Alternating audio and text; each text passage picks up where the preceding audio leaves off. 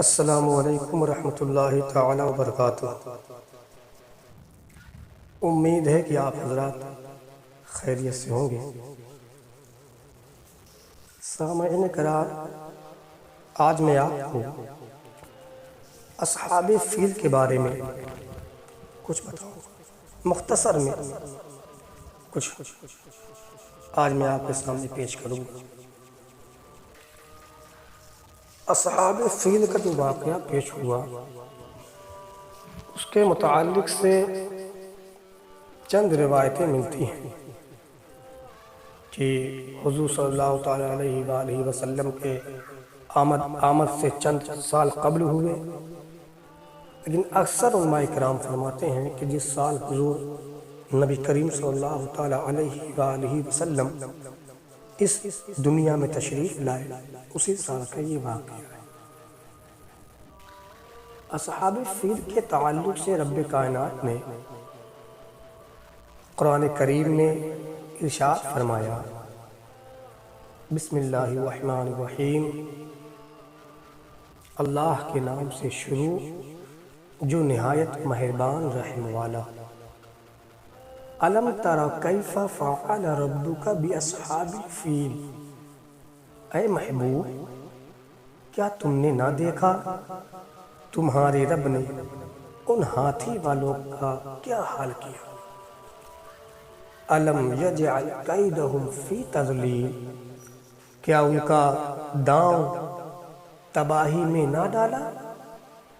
وارسل علیہم طیرا ابابیل، اور ان پر پرندوں کی ٹکڑیاں فوجیں بھیجیں، ترمیہم بحجارۃ من سجیل، کہ انہیں کنکر کے پتھروں سے مارتے، فجعلہم کعصف مأکول، تو انہیں کر ڈالا جیسے کھائی کھیتی کی پتی، یعنی بھوسا۔ میرے دوستوں اور بزرگ سامعین کرام، اللہ رب العزت نے انہیں ایک عبرت بنا دیا۔ ایک شخص تھا، کتابوں کا مطالعہ کریں گے تو آپ کو معلوم کہ ابرہہ نامی ایک سپہ سالار تھا جو نجاشی بادشاہ کے تابع تھا۔ اس نے چند لوگوں کو اور کئی مرتبہ اس نے دیکھا کہ سال کے کچھ خاص ایام میں لوگ جوق در جوق، گروہ در گروہ، جماعت در جماعت کسی طرف جا رہے ہیں۔ تو نجاشی نے اپنے لوگوں سے پوچھا، مجھے یہ بتاؤ یہ لوگ کہاں جاتے ہیں، کہاں جا رہے ہیں؟ تو اس کے لوگوں نے ابرہہ سے کہا، یہ لوگ عرب کی سرزمین مکہ مکرمہ کی طرف جا رہے ہیں۔ ابرہہ نے اپنے لوگوں سے پوچھا کہ یہ لوگ وہاں کیوں جا رہے ہیں؟ تو ابرہہ کے لوگوں نے بتایا کہ وہاں پر خانہ کعبہ ہے، لوگ اس کی زیارت کرتے ہیں، خانہ کعبہ کی طواف کرتے ہیں اور حج کرتے ہیں، اور اپنی استطاعت کے مطابق وہاں قربانیاں کرتے ہیں۔ ابرہہ نے کہا، اب میں ایک ایسا گھر بناؤں گا جس کی طرف لوگ حج کرنے کے لیے آئیں گے۔ ابرہہ نے حکم فرمایا کہ فوراً کاریگروں کو بلایا جائے، بڑے بڑے کاریگر، بڑے بڑے استاد جو بلڈنگ اور بڑے بڑے محل بناتے تھے، بہت لوگ جمع ہوئے۔ ابرہہ نے حکم فرمایا کہ ایک بہت ہی عالی شان گھر بنایا جائے۔ تو ابرہہ کے اس حکم پر عمل کیا گیا۔ کاریگروں نے بہت جلد ایک بہت ہی خوبصورت سونے چاندی یاقوت مرمر کے پتھر اور دیگر ہیرے جواہرات سے اس نے اس گھر کو کاریگروں نے مزین کر دیا۔ ابرہا نے حکم فرمایا کہ اب سب لوگ جو لوگ میرے ریاست میں ہیں، جو لوگ میرے محکوم ہیں، وہ لوگ آ کر اب اس گھر کی حج کیا کریں۔ لوگوں نے لبیک کہا، کافی دنوں تک یہ حج چلتا رہا۔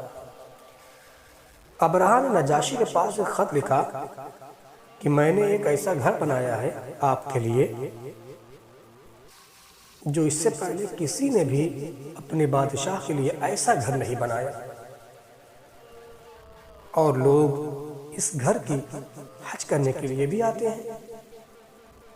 کچھ دنوں کے بعد یا کچھ سال کے بعد جب یہ خبر عرب کی سرزمین پر پہنچی کہ ابرہا نے نجاشی کو خط لکھا ہے اور ایسی ایسی باتیں اس میں لکھا ہے، تو ایک شخص نے آ کر اس گھر میں، اس کنیسہ میں پیشاب کر دیا، اور کچھ لوگ آئے اس گھر کو آگ لگا دیا۔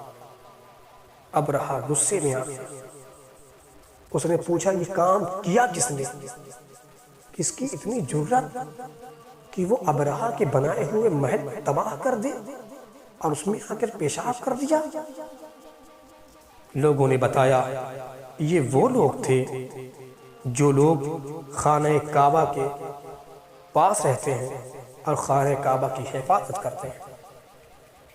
ابرہا نے کہا میں عیسیٰ علیہ السلام قسم کھاتا ہوں، اب میں اس خانہ کعبہ کی اینٹ سے اینٹ بجا دوں گا، اب میں اس کے ایک ایک پتھر کو چور چور کر دوں گا۔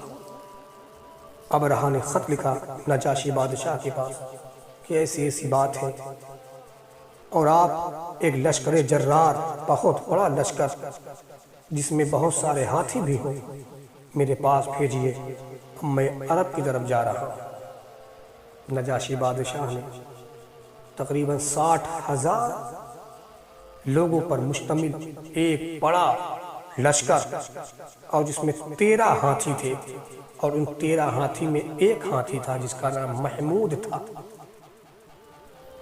محمود ہاتھی اتنا بڑا تھا کہ پورے روئے زمین پر اتنا بڑا ہاتھی، اتنا ہیبت ناک، بڑا قوی طاقتور ہاتھی موجود نہیں تھا۔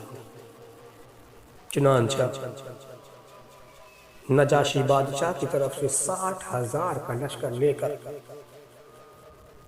ابرہا کے پاس پہنچا ایک سپہ سالار، پھر وہاں سے پوری فوج کی کمانڈری ابرہا کے ذمے میں ہوئی۔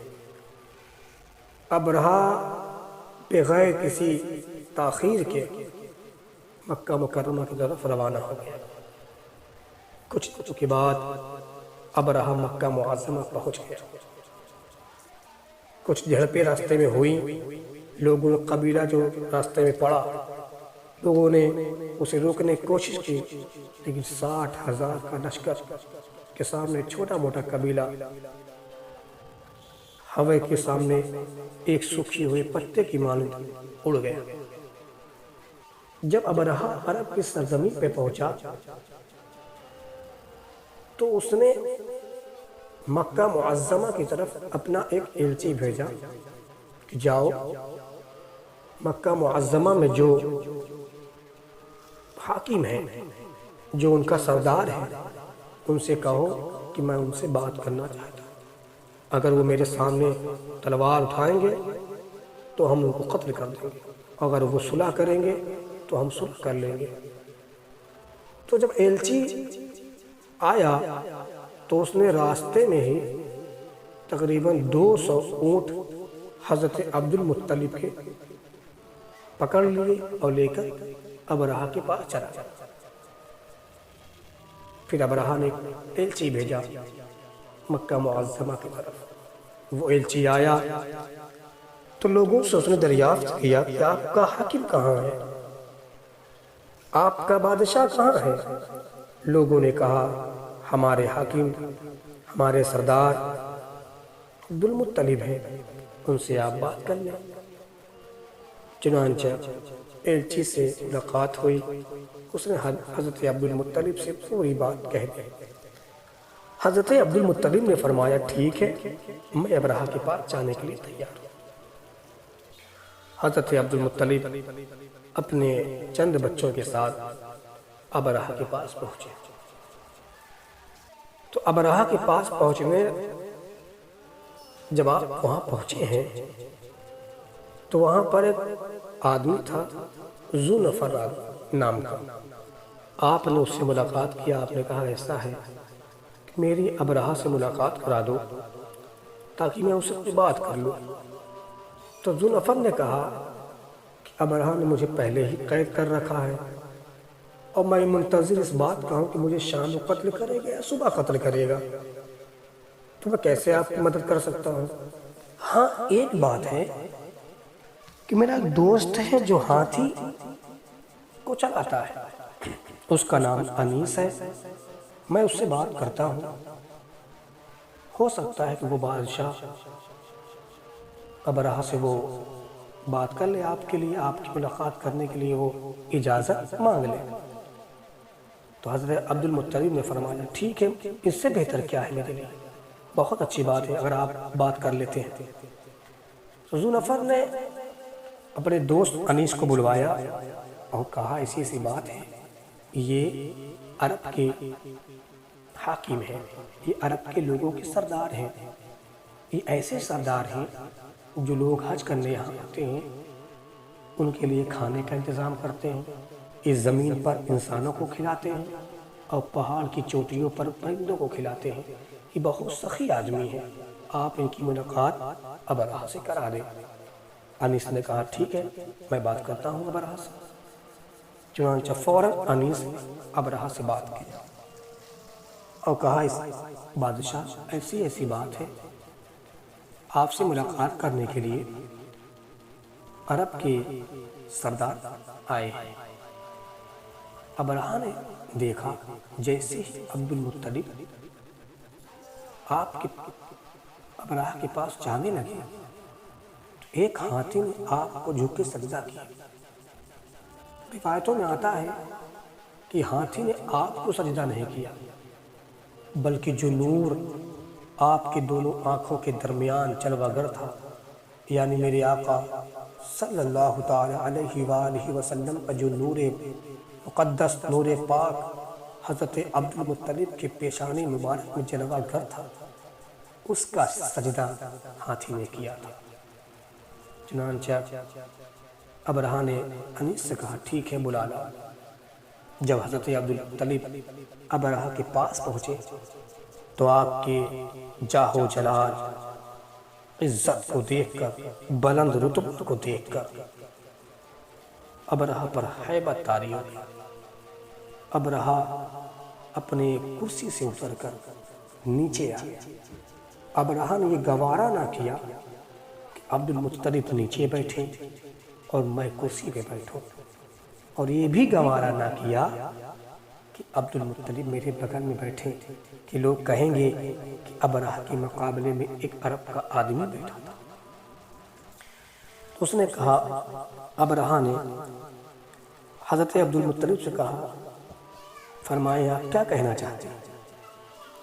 حضرت عبد المطلب نے فرمایا کہ آپ کے ایک آدمی نے میرے 200 اونٹ پکڑ لائے ہیں، میں چاہتا ہوں کہ آپ ہمارے 200 اونٹ ہمیں واپس کر دیں۔ ابرہہ نے کہا، جب میں نے آپ کو دیکھا تھا تو آپ کے لیے میرے دل میں بہت ہی عزت، عظمت پیوست ہو گئی تھی، لیکن آپ نے یہ 200 اونٹ کی بات کر کے اپنی عزت کو کم کر دیا۔ حضرت عبد المطلب نے فرمایا، میں 200 اونٹ کا مالک ہوں، اس لیے میرے اونٹ مجھے واپس کر دو۔ ابرہہ نے کہا، اور خانہ کعبہ کو جو ہم ڈھانے آئے ہیں؟ تو حضرت عبد المطلب نے فرمایا، اس کا بھی ایک مالک ہے، اگر وہ تمہیں روکے تو روک سکتا ہے، اگر تمہیں وہ جانے دے تو جا سکتے ہیں۔ ابرہہ نے کہا ٹھیک ہے۔ ابرہہ نے حکم فرمایا کہ 200 اونٹ ان کے واپس کر دیا جائے۔ المختصر یہ ہوا کہ حضرت عبد المطلب اپنے اونٹ کو لے کر کے مکہ معظمہ واپس آ گئے اور مکہ والوں سے حکم فرمایا کہ آپ لوگ مکہ چھوڑ دیں، پہاڑوں پہ چلے جائیں، کیونکہ ابرہہ کا لشکر جو ہے بہت ہی بڑا ہے، ہم ان سے لڑ نہیں سکتے، اب اللہ ہی اپنے خانہ کعبہ کی حفاظت فرمائے۔ چنانچہ سارے لوگ مکہ کے اپنی اپنی زمین، اپنا گھر، اپنا سب کچھ چھوڑ کر پہاڑوں پہ چلے جائیں۔ لیکن حضرت عبد المطلب اور آپ کے ایک ساتھی، تقریباً ابو مسعود نام ہے آپ کا، یہ دو لوگ مکہ معظمہ میں ہی رہے دیکھنے کے لیے کیا کہ ابرہہ کرتا کیا ہے۔ جب ابرہہ اپنے لشکر والوں کو حکم فرمایا تیاری کر لو، صبح ہم حملہ کریں گے، چنانچہ کیسے کیسے انتظار کرتے کرتے رات گزری۔ جب صبح ہوا تو محمود نامی جو ہاتھی تھا، جو 13 ہاتھیوں کا سردار تھا، اسے لوگ اٹھا رہے تھے، اٹھ نہیں رہا تھا۔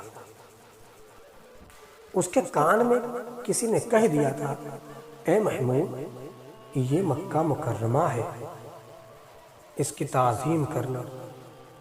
چنانچہ وہ ہاتھی زمین پر بیٹھ گئے۔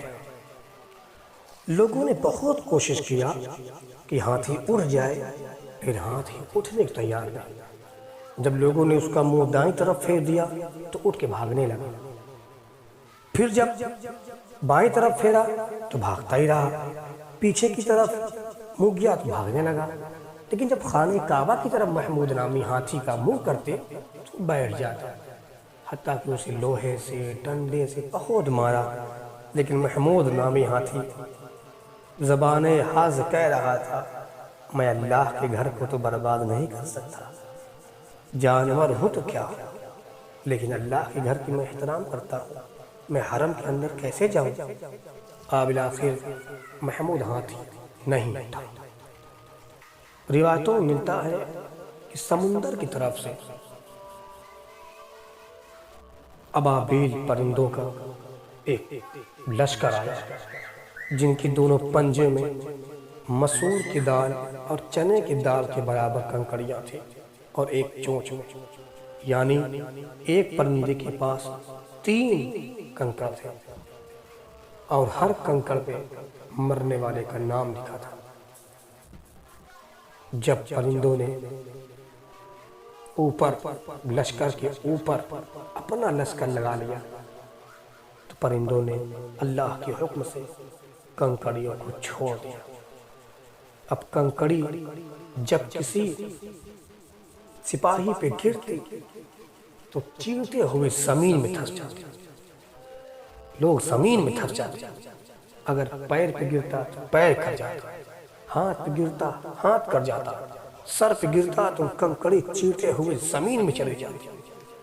اتنی وزندار اللہ نے ان کنکڑیوں کو بنا دیا، سارے لوگ مارے گئے، بہت سے بھاگ گئے، ابرہہ بھی بہت ہی دردناک موت مرا۔ جب ہاتھ کٹ کے گر جاتا تو فوراً ہاتھ پک جاتے، اس میں میوات بھر جاتے، اتنی عبرتناک اللہ نے انہیں موت عطا فرمائی۔ ایک شخص بھاگ نکلا، وہ نجاشی بادشاہ کے پاس پہنچ گیا، اس کی موت کا جو کنکڑ تھا پرندہ اسے بھی لے کر نجاشی بادشاہ کے بارگاہ میں پہنچا، تو اس سپاہی نے نجاشی سے پورا واقعہ سنایا کہ ایسے ایسے ہوا، پرندے آئے، کنکڑ گرائے، بہت طریقے سے اس نے بتایا۔ جب اس نے ساری کہانی بتا دی تو اس پرندے نے کنکڑ گرا دیا اور وہ آدمی وہیں پر مر گیا۔ حضرت عبد المطلب نے اپنے ایک صاحبزادے سے فرمایا، بیٹا جاؤ دیکھ کا حال کیا ہے فوج کا۔ ان کا بیٹا نیچے اترا اور خانہ کعبہ کے پاس جب جا کے دیکھا، پورا لشکر زمین بوس ہو چکے تھے، سارے لوگ مر چکے تھے، ادھر ادھر پڑے تھے، لاشیں پڑی ہیں چاروں طرف۔ واپس آ کر بتایا بابا جان ایسی ایسی بات ہے، سارے لوگ مر چکے ہیں۔ حضرت عبدالمطلب اور آپ کے ساتھی نیچے اترے، خانہ کعبہ کے پاس گئے، ایک بڑا سا گڈھا کھودا اور اسی میں بہت سارا سونا اکٹھا کیا، اور جو لوگ مکہ سے باہر چلے گئے تھے پہاڑوں پر انہیں بلایا اور سونا تقسیم کر دیا اللہ کی راہ میں۔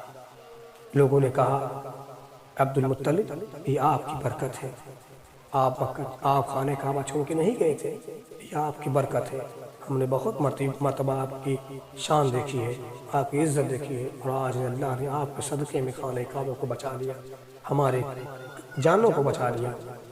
حضرت عبدالمطلب نے اپنے ساتھی سے فرمایا یہ پرندے کون سے پرندے ہیں، کہاں سے آئے ہیں؟